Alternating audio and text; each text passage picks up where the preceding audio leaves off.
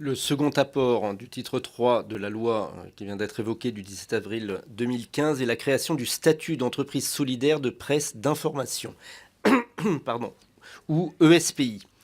Inspiré du modèle des entreprises de l'économie sociale et solidaire, il propose une forme alternative d'organisation pour les éditeurs dont les publications sont consacrées pour une large part à l'information politique et générale. Ce statut permet de limiter le profit des actionnaires et prévoit un réinvestissement automatique des bénéfices.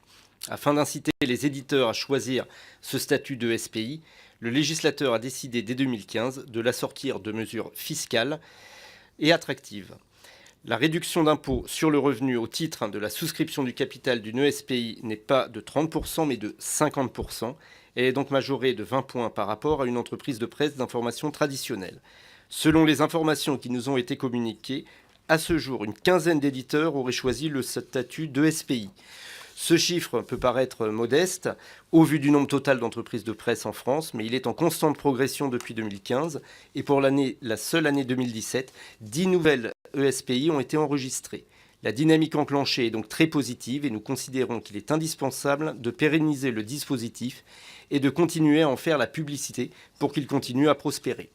Nous formulons donc 3 propositions pour conclure, afin de renforcer l'attractivité du statut de SPI, pérenniser le dispositif fiscal dont il bénéficie et qui doit s'éteindre aujourd'hui prévu au 31 décembre 2018. Donc 1, le pérenniser. 2, sécuriser le taux de 50% pour les versements transitant par une société des amis ou des lecteurs. Et 3, augmenter le taux de la réduction d'impôt pour l'aligner sur celle du mécénat en faveur de la presse.